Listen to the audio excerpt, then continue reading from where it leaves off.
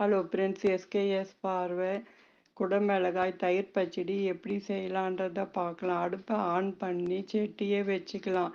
சட்டி சூடானது 2 ஸ்பூன் எண்ணெய், கடுகு, சீரகம், உளுத்தம் பருப்பு, கருவேப்பிலை, ஒரு காஞ்ச மிளகாயும் கிள்ளி சேர்த்துக்கலாம்.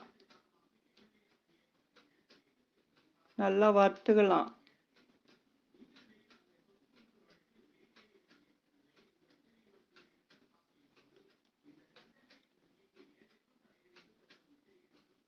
கொஞ்சம் பெருங்காயத்தையும் சேர்த்துன்னு வறுத்துக்கலாம். பருப்பு நல்லா வறுபட்டுடுச்சு. ஒரு கொடை மிளகாயை கட் பண்ணி சேர்த்துக்கலாம்.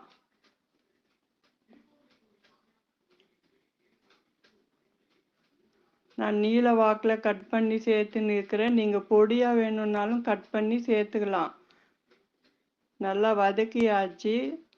ஒரு தட்டை போட்டு மூடி வைக்கலாம்.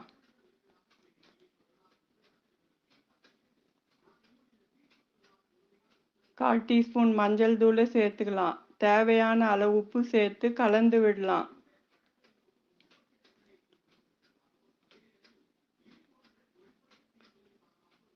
குடமிளகாய் நல்லா வெந்துடுச்சு. ஸ்டவ் ஆஃப் பண்ணிக்கலாம்.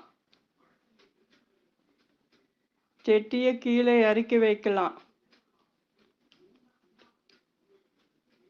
மிக்ஸி ஜாரில் அரை மூடி தேங்காயை கட் பண்ணி சேர்த்துக்கலாம். 3 பச்சை மிளகா, கால் டீஸ்பூன் சீரகத்தையும் சேர்த்து கிரைண்ட் பண்ணிக்கலாம். கிரைண்ட் பண்ணியாச்சு. கொஞ்சம் தண்ணி சேர்த்து கிரைண்ட் பண்ணிக்கலாம்.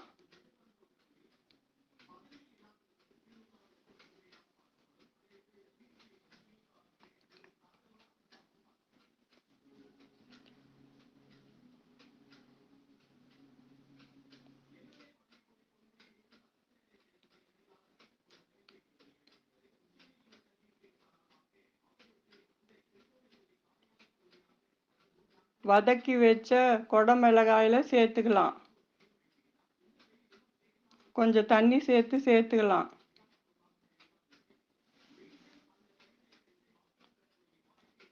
இரநூறு மில்லி தயிரையும் சேர்த்து நல்லா கலந்து விடலாம். கொத்தமல்லியும் சேர்த்துக்கலாம்.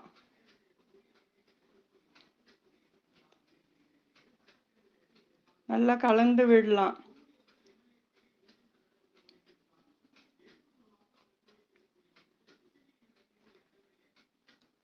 இந்த தயிர் பச்சடி ரொம்ப டேஸ்டாக இருக்கும். செய்கிறதுக்கும் ஈஸியாக இருக்கும். ஹெல்த்துக்கும் ரொம்ப நல்லது.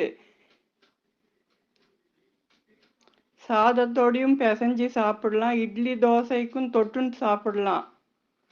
இந்த சேனலுக்கு சப்ஸ்கிரைப் பண்ணுங்க, லைக் பண்ணுங்க, வீடியோவை ஸ்கிப் பண்ணாமல் பாருங்கள்.